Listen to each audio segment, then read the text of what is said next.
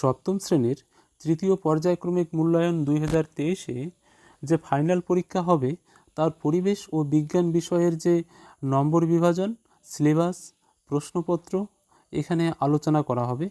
তোমাদের এখানে ফাইনাল পরীক্ষায় থাকবে পূর্ণমান 70 আর সময় থাকবে 2 ঘন্টা 30 মিনিট। তোমরা সিলেবাসটা দেখে নাও, তোমাদের কোন কোন অধ্যায়গুলো থাকবে ফাইনাল পরীক্ষায়। ফাইনাল পরীক্ষায় তোমাদের যে সিলেবাস সেখানে প্রথমেই হচ্ছে ভৌত পরিবেশ, তাপ ও আলো, দ্বিতীয় সময় ও গতি, তৃতীয় পরমাণু, অণু ও রাসায়নিক বিক্রিয়া, তারপর 4 নম্বরে পরিবেশ গঠনে পদার্থের ভূমিকা, 5 নম্বরে মানুষের খাদ্য, 6 নম্বরে পরিবেশের সংকট, উদ্ভিদ ও পরিবেশের সংরক্ষণ, 7 নম্বরে পরিবেশ ও জনস্বাস্থ্য। তোমাদের যে পরিবেশ ও বিজ্ঞান বিষয়ের ফাইনাল পরীক্ষা হবে সেখানে তো সময় থাকবে 2 ঘন্টা 30 মিনিট, 70 নম্বরের পরীক্ষা।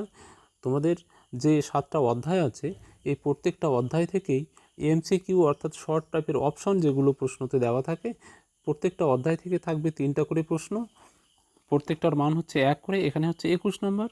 আর শর্ট টাইপের যে অর্থাৎ 1 নম্বরে যে প্রশ্নগুলো সেই প্রশ্নগুলো প্রত্যেকটা অধ্যায় থেকে থাকবে 2টা করে 14টা প্রশ্ন, এখানে 14 নম্বর। 2 নম্বরই প্রশ্ন, প্রত্যেকটা অধ্যায় থেকেই তোমাদের অ্যাটেম্প্ট করতে হবে 1টা করে প্রশ্ন, এখানে 7 দুগুণ 14 নম্বর। আর 3 নম্বরে যে প্রশ্নগুলো আছে সেটাও হচ্ছে প্রত্যেকটা অধ্যায় থেকেই 1টা করে প্রশ্ন অ্যাটেম্প্ট করতে হবে, আর প্রত্যেকটার মান হচ্ছে 3 করে, এখানে 3 × 7 21 নম্বর। তো তোমরা সম্পূর্ণ ভিডিওটা দেখো। এবার চলো আমরা একটা প্রশ্নপত্র দেখে নিই কী ধরনের প্রশ্ন হয় তোমাদের ফাইনাল পরীক্ষায়, এবং তার উত্তরগুলোও তোমরা দেখে নাও। আর যে প্রশ্নগুলো এখানে দেওয়া আছে সেই প্রশ্নগুলো খুব ইম্পর্ট্যান্ট প্রশ্ন, অবশ্যই তোমরা এগুলো পড়বে এবং অভ্যাস করবে, কমন অবশ্যই পাবে। তো চলো প্রশ্ন দেখে নেওয়া যাক এবার। 1 নম্বরে সঠিক উত্তরটি নির্বাচন করে লেখো। এখানে 21টা প্রশ্ন থাকবে প্রত্যেকটার করে। প্রথমেই দেখো, জল থেকে বাষ্পে পরিবর্তিত হওয়াকে বলা হয় গলন, বাষ্পীভবন, ঊর্ধ্বপাতন নাকি ঘনীভবন। এখানে সঠিক উত্তর হলো বাষ্পীভবন। 2 নম্বরে ফারেনহাইট স্কেলের ঊর্ধ্ব ও নিম্ন স্থিরাঙ্ক যথাক্রমে 100 ডিগ্রি ও 0 ডিগ্রি।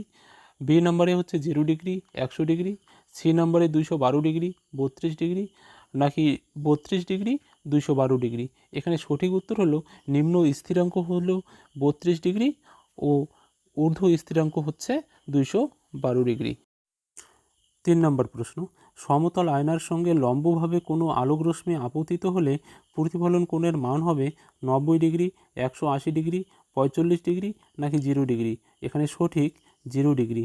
4 নম্বর, বৃত্তাকার পথে গতির উদাহরণ লাট্টুর ঘূর্ণন, পৃথিবীর বার্ষিক গতি, পৃথিবীর আর্নিক গতি নাকি বৈদ্যুতিক পাখার গতি। এখানে সঠিক হলো পৃথিবীর বার্ষিক গতি। 5 নম্বর প্রশ্ন, জেট প্লেন চলার ব্যাখ্যা নিউটনের যে গতিসূত্র থেকে পাওয়া যায় প্রথম, দ্বিতীয়, তৃতীয় নাকি কোনোটিই নয়। এখানে সঠিক তৃতীয় গতিসূত্র থেকে। 6 নম্বর, এসআইতে শক্তির একক হলো নিউটন, ডাইন, আর্ক নাকি জুল। এখানে সঠিক উত্তর জুল।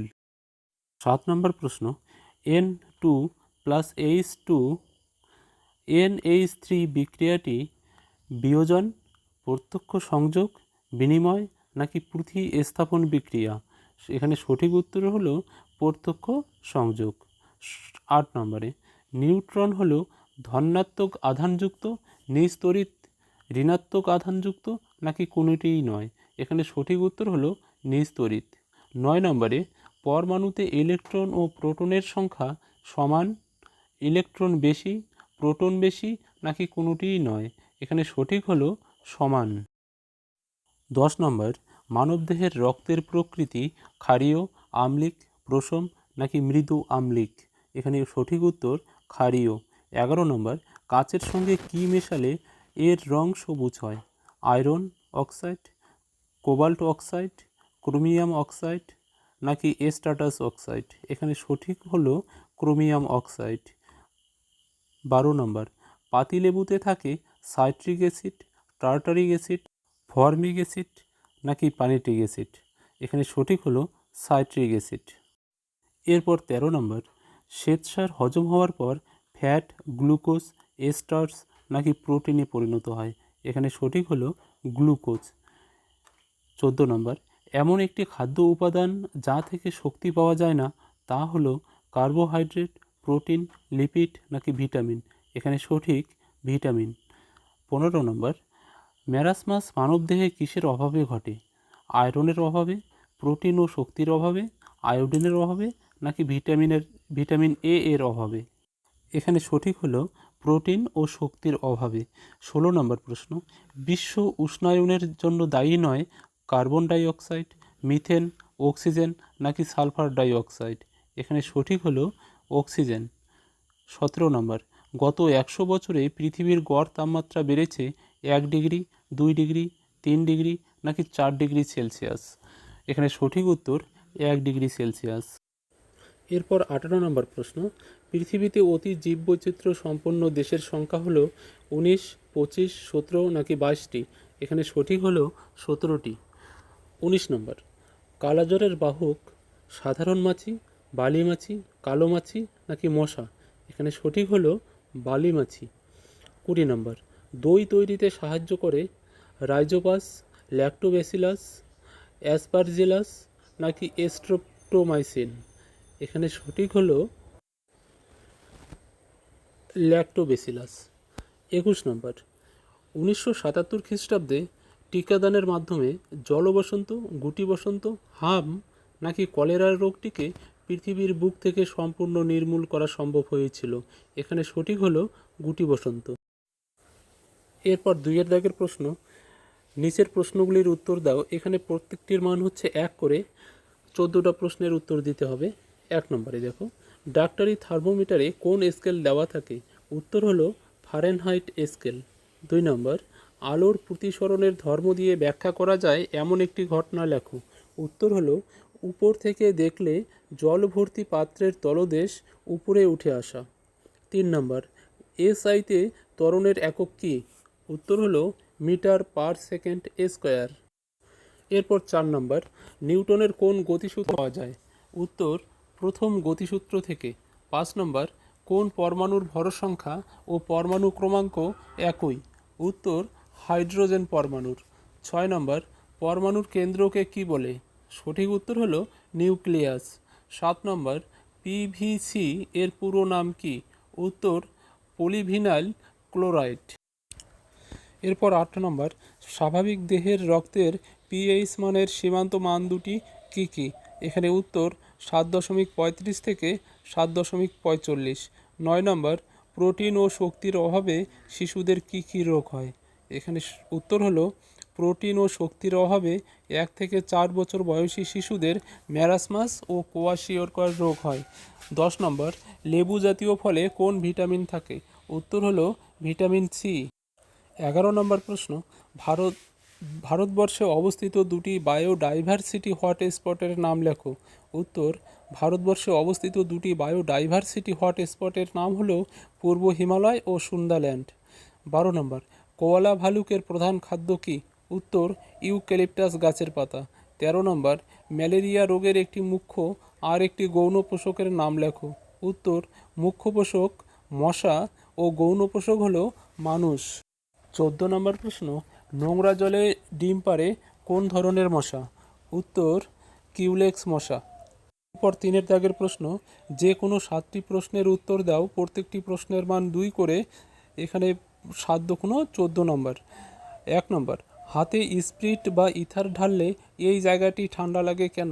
উত্তর স্পিরিট বা ইথার উদ্বায়ী তরল বলে খুব তাড়াতাড়ি বাষ্পে পরিণত হয় এবং হাতে স্পিরিট ঢাললে স্পিরিট বাষ্পায়নের জন্য প্রয়োজনীয় লিন তাপ হাত থেকে গ্রহণ করে, ফলে হাতের এই অংশ তাপ হারায় এবং ঠান্ডা হয়ে যায়। অথবা এই অধ্যায়েরই ইম্পর্ট্যান্ট আর একটা প্রশ্ন, মানব দেহের উপর অতিবেগুনি রশ্মির ক্ষতিকর প্রভাব লেখো। 2 নম্বর প্রশ্ন, ত্বরণ কাকে বলে? সিজিএস ও এসআই পদ্ধতিতে ত্বরণের একক কী কী? উত্তর পরিবর্তনশীল বেগসহ গতিশীল কোনো বস্তু বা কণার সময়ের সাপেক্ষে বেগ বৃদ্ধির হারকে বলা হয় ত্বরণ। সিজিএস ও এসআই পদ্ধতিতে ত্বরণের একক যথাক্রমে সেন্টিমিটার পার সেকেন্ড স্কোয়ার এবং মিটার পার সেকেন্ড স্কোয়ার। অথবা সময় ও গতি অধ্যায় থেকে আর একটা ইম্পর্ট্যান্ট প্রশ্ন, মন্দনকে ঋণাত্মক ত্বরণ বলা হয় কেন? এরপর 3 নম্বর প্রশ্ন, রাসায়নিক বিক্রিয়া কাকে বলে? উত্তর যে বিক্রিয়ায় কোনো পদার্থ বিয়োজিত হয়ে সম্পূর্ণ নতুন ধর্মবিশিষ্ট এক বা একাধিক পদার্থ উৎপন্ন করে, অথবা এক বা একাধিক পদার্থ পরস্পর যুক্ত হয়ে সম্পূর্ণ নতুন ধর্মবিশিষ্ট অন্য পদার্থের অণু গঠন করে, সেই বিক্রিয়াকে রাসায়নিক বিক্রিয়া বলে। যেমন পোড়া চুনে জল যোগ করলে তা কলিচুনে পরিণত হয়। এখানে পোড়া চুন ও জল পরস্পর বিক্রিয়া করে সম্পূর্ণ নতুন ধর্মবিশিষ্ট পদার্থ কলিচুন উৎপন্ন করে। অথবা প্রত্যক্ষ সংযোগ বিক্রিয়া বলতে কি বোঝায়? এর পরের প্রশ্ন 4 নম্বর, পলিমার কাকে বলে? উদাহরণ দাও।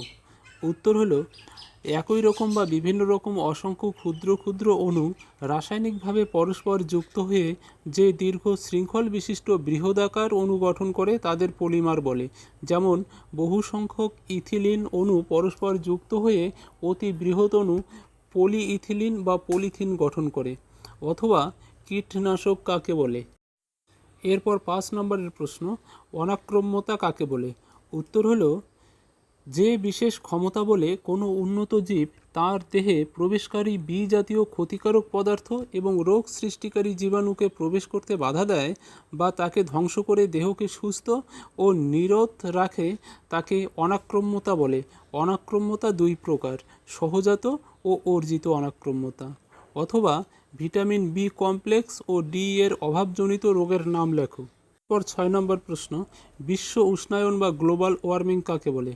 এখানে উত্তর হলো, পৃথিবীর বায়ুমণ্ডলে carbon die oxide, methane, chlorofluorocarbon প্রভৃতি গ্যাসের পরিমাণ বৃদ্ধির ফলে ভূপৃষ্ঠ থেকে প্রতিফলিত রশ্মি বেশি পরিমাণে আবদ্ধ হচ্ছে। এ কারণে ক্রমশ পৃথিবীর গড় তাপমাত্রা বেড়ে যাচ্ছে। পৃথিবীর এই গড় তাপমাত্রা বেড়ে যাওয়ার ঘটনাকে বিশ্ব উষ্ণায়ন বা গ্লোবাল ওয়ার্মিং বলে। অথবা জীব বৈচিত্র্য কাকে বলে? প্রবাল বা কোরাল কি? 7 নম্বর প্রশ্ন, অ্যালার্জি কি? অ্যালার্জেন কাকে বলে? উত্তর হলো, অ্যালার্জি যে বিশেষ অবস্থায় দেহে বিশেষ উত্তেজনা সৃষ্টিকারী পদার্থ প্রবেশ করলে দেহে অনৈচ্ছিক এবং অস্বাভাবিক প্রতিক্রিয়া সৃষ্টি হয় তাকে অ্যালার্জি বলে। যেসব পদার্থ থেকে অ্যালার্জি সৃষ্টি হয় তাদের বলে অ্যালার্জেন।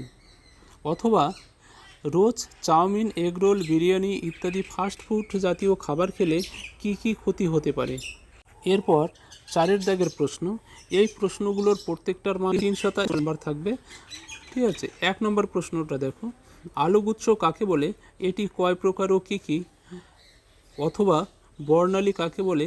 বৃষ্টির পর বিকেলের আকাশে রংধনু দেখা যায় কেন?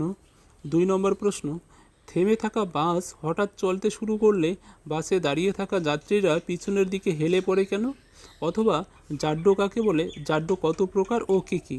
এখানে আসলে আমি তোমাদের বোর্ড যে প্রশ্নগুলো সেই ইম্পর্ট্যান্ট প্রশ্নগুলো দিয়ে রাখছি, তোমরা এগুলো অবশ্যই উত্তরগুলো দেখে নেবে।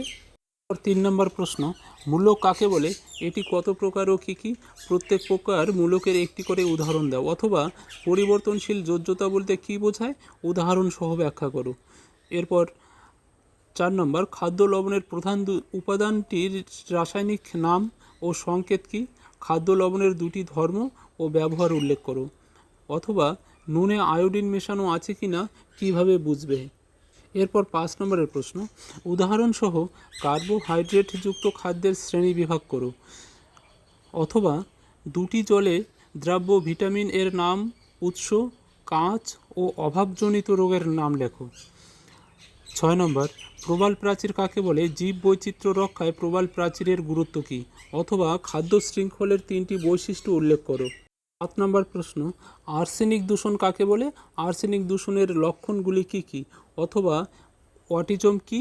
এই রোগের লক্ষণগুলি উল্লেখ করো।